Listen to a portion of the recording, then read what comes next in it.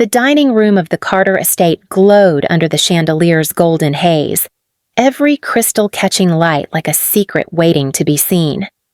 Thanksgiving at Evelyn Carter's house wasn't a holiday. It was a stage production. Every fork aligned, every smile rehearsed. At the far end of the long mahogany table sat Lena Carter, 29, quiet, observant, dressed in a simple navy blouse that looked painfully out of place among sequins and silk. Her posture was polite, but guarded the kind you learn after years of being the least interesting person in your own family. Across from her, Evelyn Carter, her mother, reigned at the head of the table. 61, immaculate, pearls gleaming at her throat. She radiated that old money calm that could turn into ice without warning. Evelyn's world was one of charity galas, lunch club hierarchies, and unspoken competition. Every compliment she gave came with a price tag.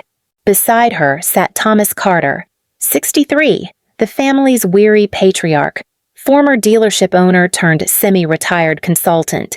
He nursed his wine quietly, the kind of man who once commanded boardrooms but now deferred to his wife's flawless control. Still doing that little photography thing.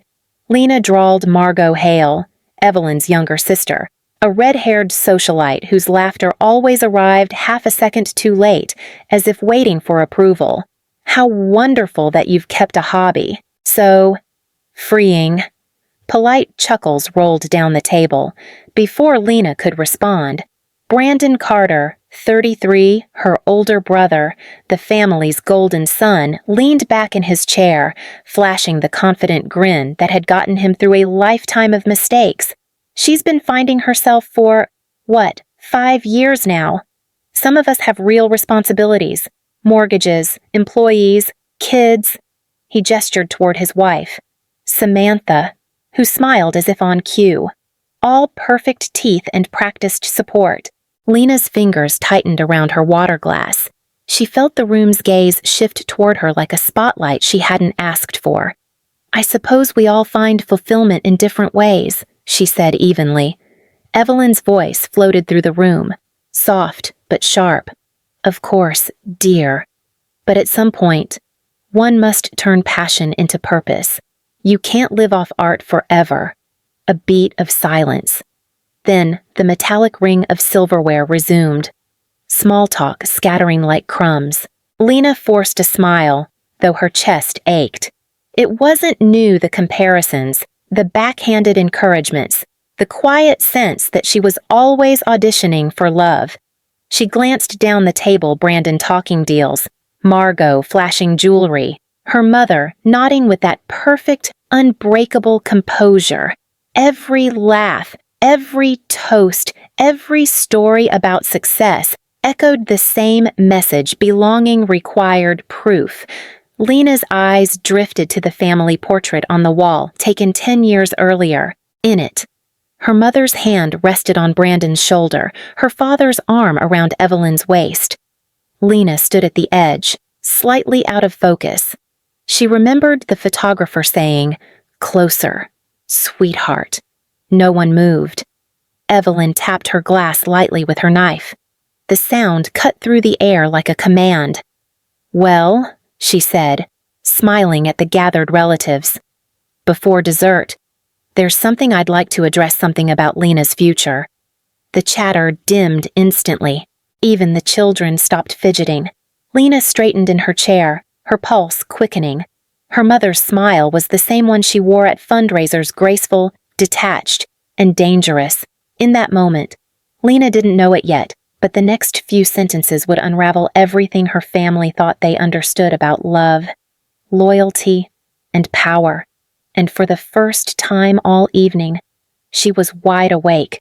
Evelyn Carter rose from her seat, her movements smooth and deliberate, the way a queen might rise to make a royal decree. The dining room fell silent. Crystal glasses stopped mid-air. Even the children sensed something was about to happen.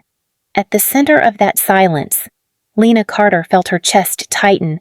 She recognized that expression on her mother's face, gentle, practiced, final. It was the expression Evelyn used before firing an employee or ending a friendship with a soft smile. "Lena, darling," Evelyn began, her voice carrying the kind of calm that demanded obedience. "Your father and I have been talking. You're 29 now, and we think it's time for a change." Lena blinked, unsure where this was going. Evelyn's tone was warm, but her words had an edge. "You've had a few exploratory years. The photography, the travel, the artistic pursuits." She paused, glancing around the table to ensure everyone was listening. "But at some point, we all must grow up. Take responsibility. Build something real." Lena tried to steady her voice. "I have been building something." "Mom," Evelyn smiled, the kind of smile that could cut glass. "Sweetheart, self-discovery isn't a career. It's time to stand on your own 2 feet. So your father and I have decided to end your allowance. We'll also stop covering your rent and car payments, effective immediately." A hush swept across the table, followed by awkward coughs and stolen glances. Thomas Carter shifted uncomfortably beside his wife, eyes on his plate. "Evelyn, maybe we could—" "No, Tom," she said without looking at him. "This is long overdue, across the table." Brandon Carter leaned back in satisfaction, his arm draped around Samantha. "Tough love. Good call. Mom." Lena's throat burned. "You're announcing this here." In front of everyone, Evelyn's voice softened but lost none of its authority. "I didn't want it to be a surprise later. And, darling, please don't make a scene. We love you. This is for your own good." The phrase echoed through Lena's mind like a verdict. For your own good. It wasn't love, it was control, dressed up as care. She set down her napkin carefully, her hands steady even as her heart pounded. "Thank you for dinner," she said quietly, "and for the lesson."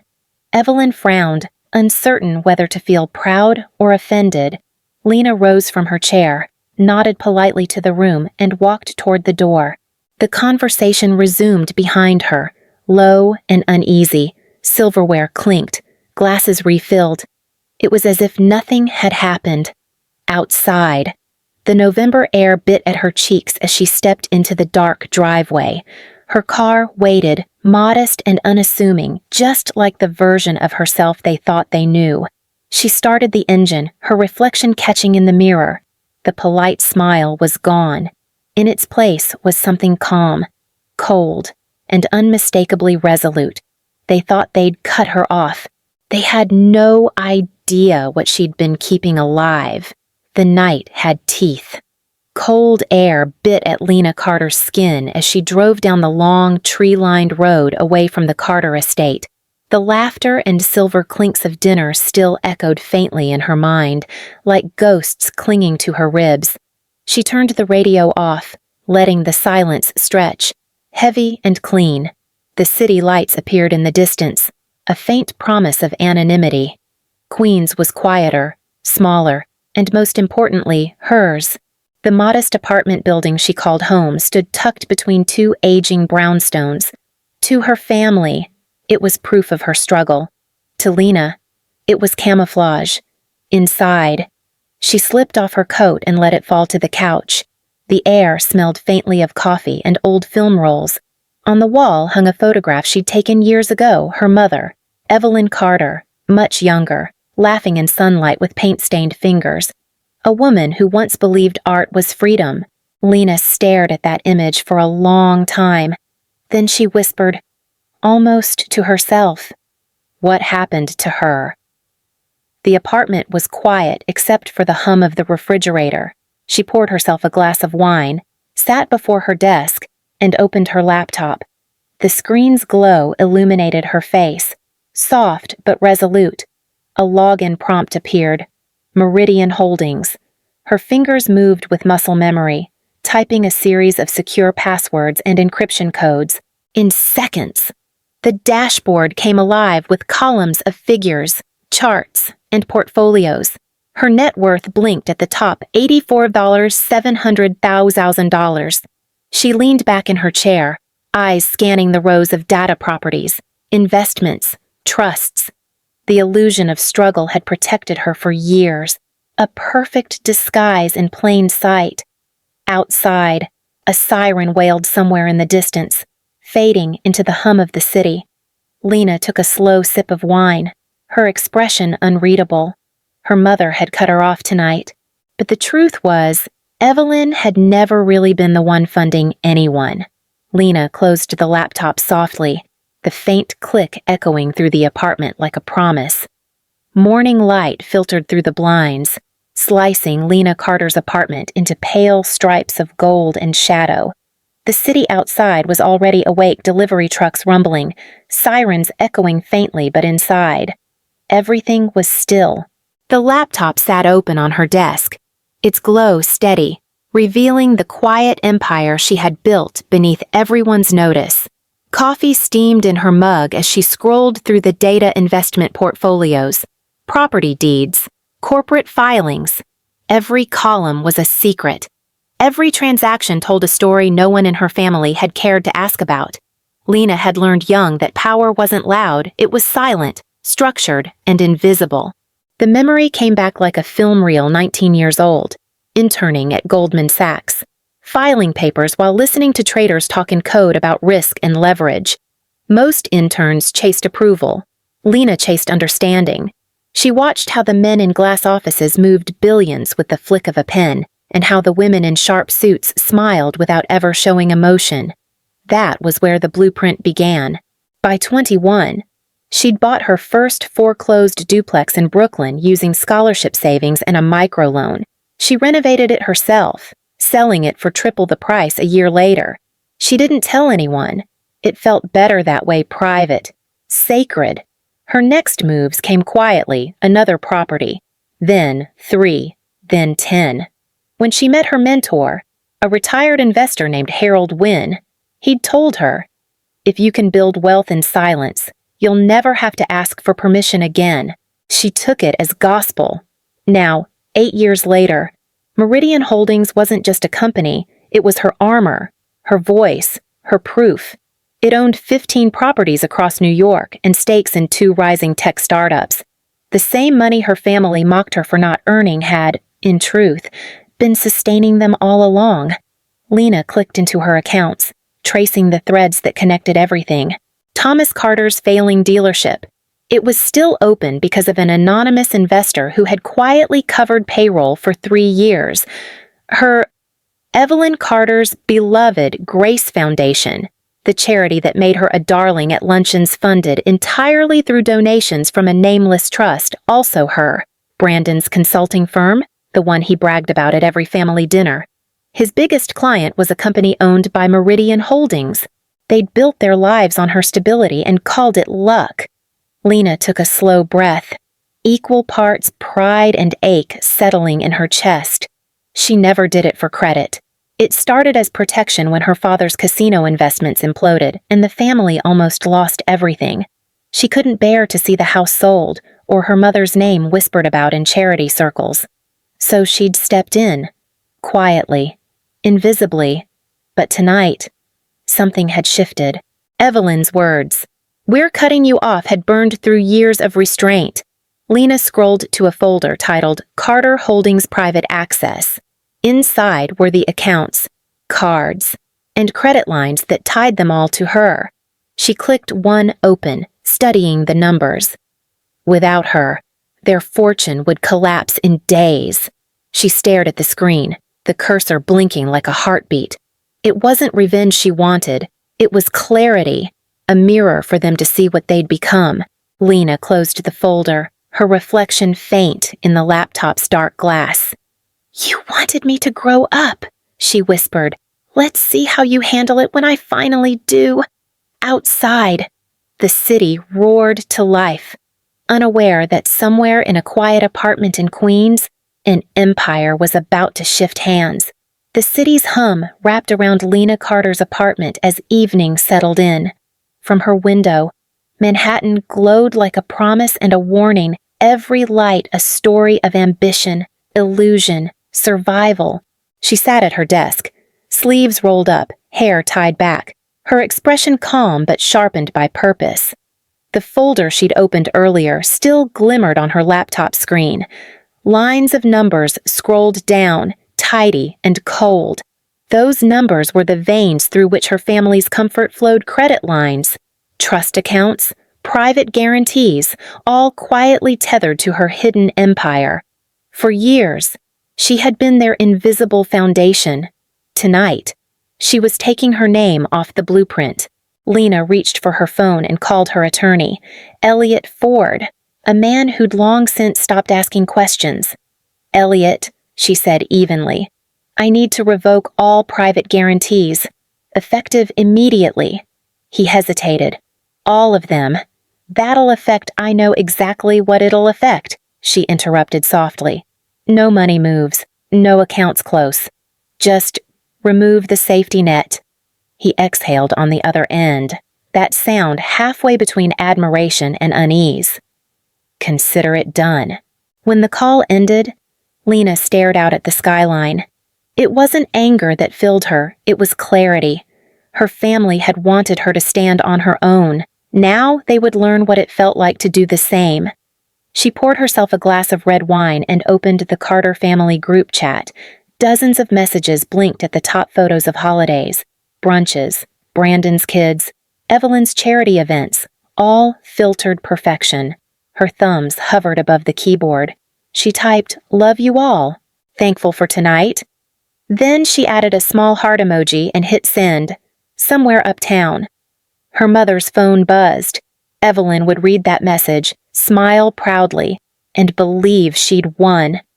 Lena closed her laptop, the screen going black, reflecting her calm face.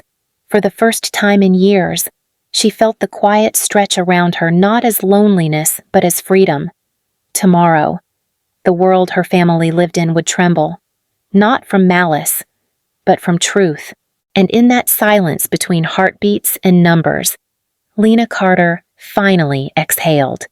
The next morning broke bright and brittle, the kind of November day that made the air feel too clean. In Westchester, the Carter mansion was already humming with routine until Evelyn Carter's world began to quietly unravel. At precisely 9:14 a.m., her platinum Amex card declined at the cashier's counter of the Fairway Market. She tried again, offering a practiced smile. Declined. The cashier's polite apology felt like a slap. Evelyn forced a laugh, murmuring something about bank errors, and stepped aside, dialing her phone with trembling fingers. Across town, Brandon Carter stood frozen in his office, his assistant whispering that all 3 company accounts were suddenly inaccessible. "That can't be right," he snapped, refreshing the banking app again and again. Each attempt flashed the same message: account temporarily frozen. By noon, Thomas Carter's dealership manager was on speakerphone, panic threading his voice. "Sir, the payroll system's been locked out. The bank says our line of credit was withdrawn by the guarantor." Thomas's stomach dropped. The guarantor, the same anonymous investor who'd kept them afloat, was gone. In less than 2 hours, the quiet collapse of the Carter family began. The group chat that once overflowed with brunch photos and charity updates now buzzed with chaos. "Evelyn Bank says account compromised. Anyone else having issues, Brandon?" "Everything's frozen. I can't even access my cards." "Aunt Margot." "My credit line too." "What's happening, Thomas? All dealership funds locked. Fraud department involved." And then Lena. "Probably a system update. Banks do that sometimes." Evelyn reread the message 3 times. Short, calm, too calm. By mid-afternoon, phones were ringing nonstop. Evelyn's friends at the club whispered that her foundation checks were bouncing. Brandon's business partner threatened legal action. Thomas sat at his desk, staring at the framed family photo from the same Thanksgiving dinner that now felt like a lifetime ago.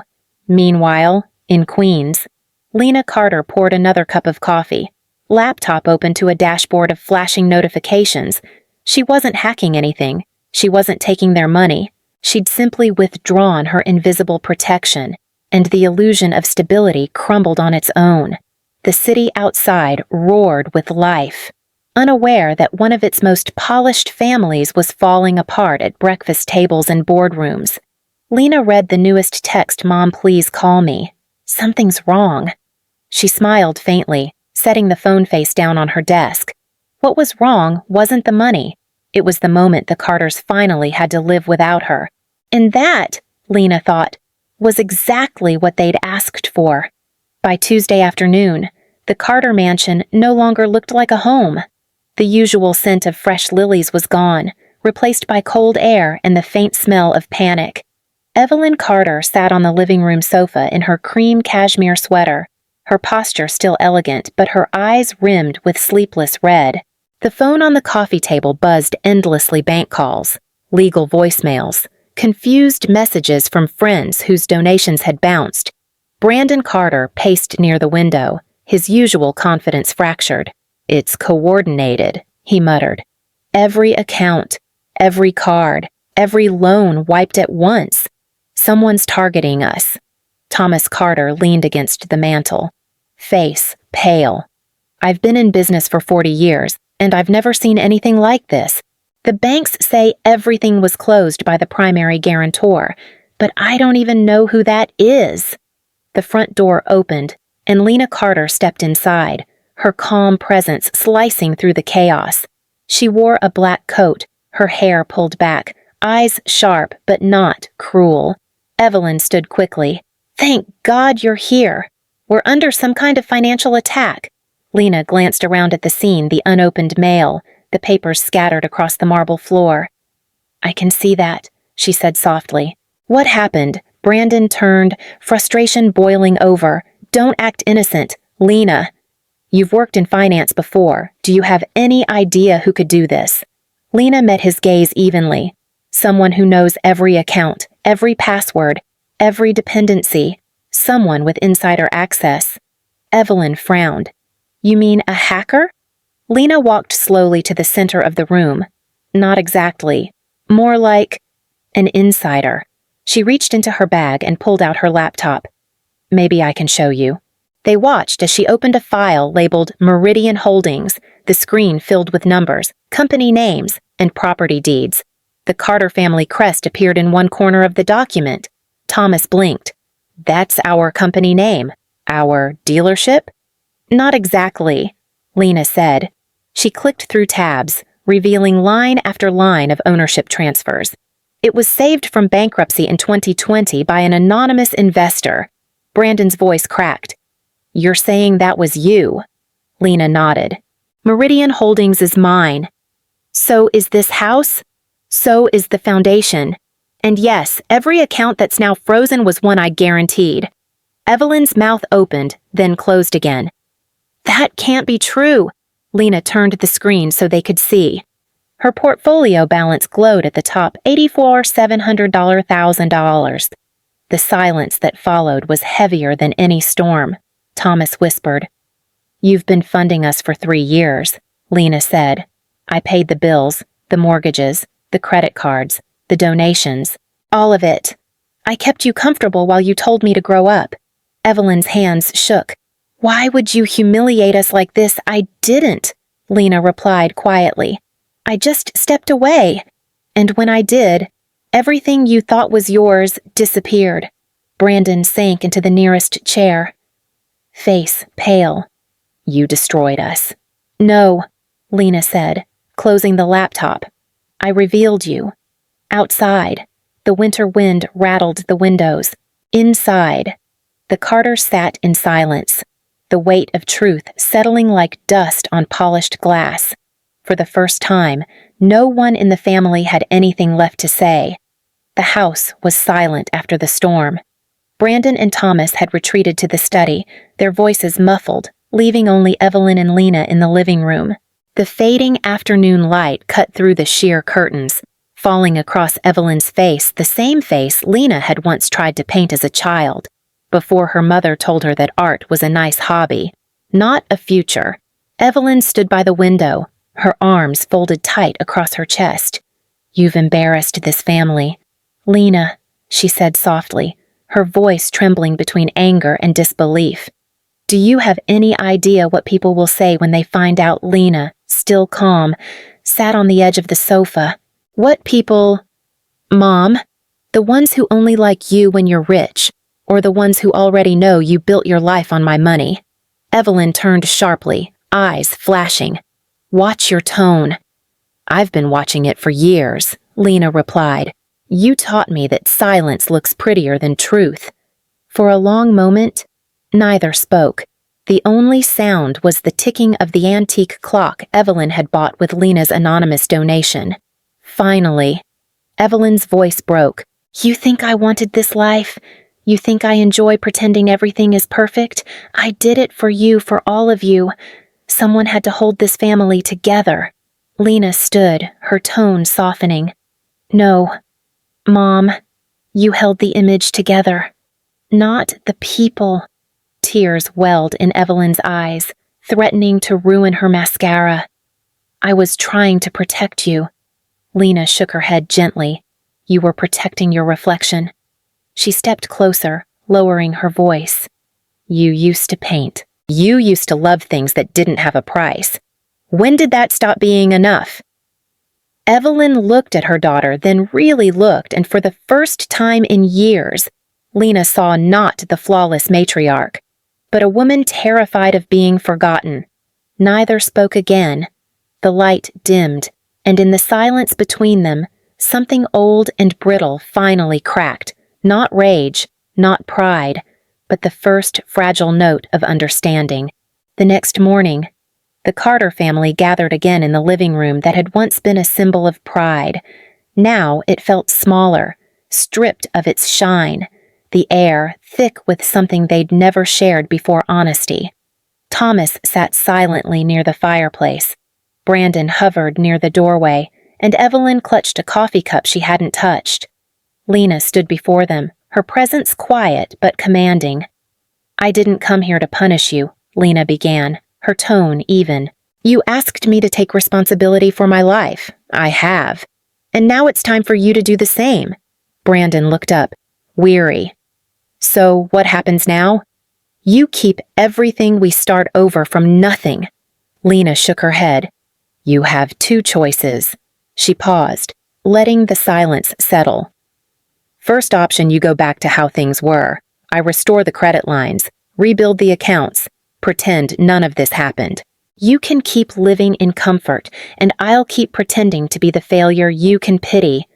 Evelyn's eyes flickered, unsure whether to hope or fear.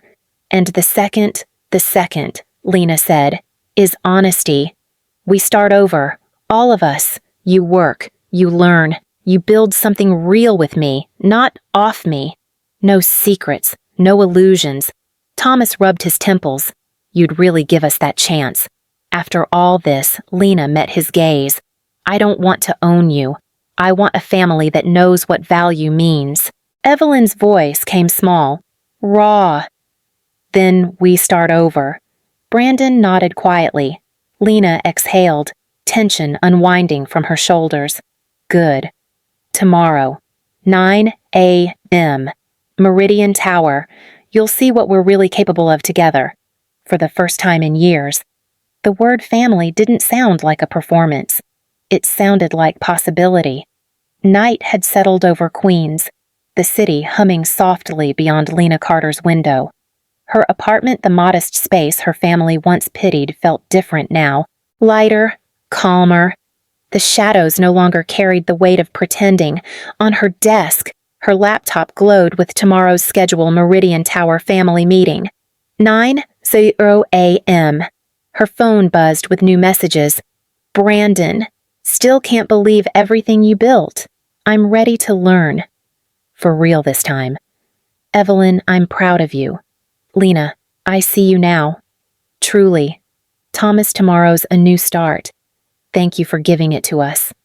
Lena smiled faintly, the kind that comes from quiet understanding, not victory. She set the phone down and stared out at the city lights, each one a tiny, breathing reminder of how far she'd come. Her mind drifted to the morning ahead, Evelyn walking into Meridian Tower, seeing her daughter's name etched on the glass. Brandon realizing that humility could build more than pride ever did. Thomas standing beside her, not above her. She closed her eyes for a moment. Hearing her mother's words from the night before, I was trying to protect you. Lena whispered into the quiet. Maybe now, we can protect each other. She turned off the lamp. The laptop screen dimmed, leaving the room wrapped in soft city glow. Somewhere across town, the Carters were preparing for the same sunrise, nervous and hopeful in equal measure. Lena lay back, the faint hum of traffic like a lullaby. For years, she had been their silent safety net, their unseen provider. Tomorrow, she would be something else, their equal, their partner. And for the first time in her life, Lena Carter was exactly where she was meant to be.